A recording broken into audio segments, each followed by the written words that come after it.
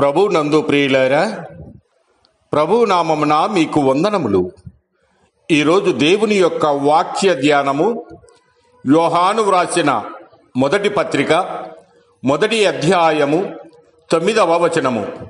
మన పాపములను మనం ఒప్పుకొనిన ఎడల ఆయన నమ్మదగిన వాడును నీతిమంతుడును గనుక ఆయన మన పాపములను క్షమించి సమస్త దుర్నీతి నుండి మనలను పవిత్రులుగా చేయును. దేవుడు ఈ మాటలు దీవించి ఆశీర్వదించునుగాక. గమనించండి ప్రియులారా, నిజముగా మనమందరము పాపులమే. చివరికి చాలామంది ఈ విషయాన్ని అంగీకరిస్తారు.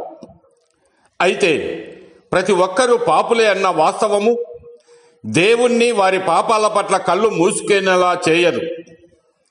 కాబట్టి దేవుడు మన నుండి ఏమి ఆశిస్తూ ఉన్నాడంటే, మన పాపములను మనం గుర్తించి మనము పాపమును చేసిన వారమని ఒప్పుకోవాలి.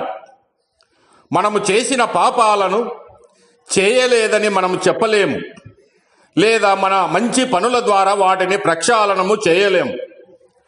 యెషయా గ్రంథము 53వ అధ్యాయము 6వ వచనములో, మనమందరము గొర్రెల వలె త్రోవ తప్పిపోతిమి, మనలో ప్రతివాడును తనకిష్టమైన త్రోవకు తొలగెను, యెహోవా మన అందరి దోషమును అతని మీద మోపెనని వాక్యము సెలవిస్తూ ఉన్నది.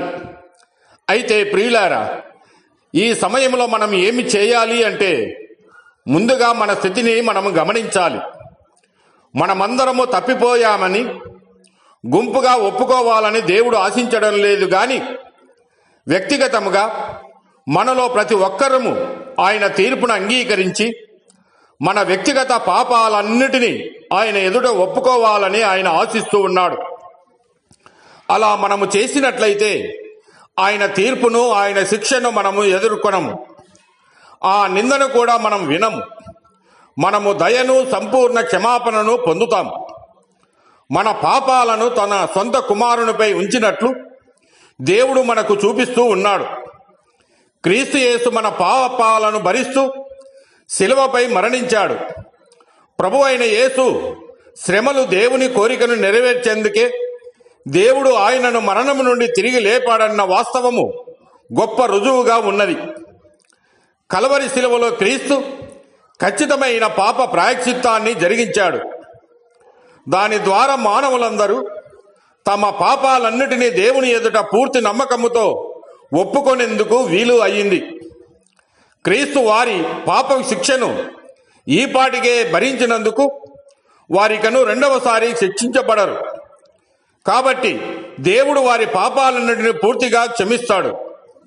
కనుక ప్రియులారా, మన పాపపు ఒప్పుకోలు మనల్ని పవిత్రపరిచి మనకు సమాధానాన్ని, నిజమైన ఆనందాన్ని ఇస్తుంది. దేవుడు మిమ్మల్ని దీవించి ఆశీర్వదించునుగాక.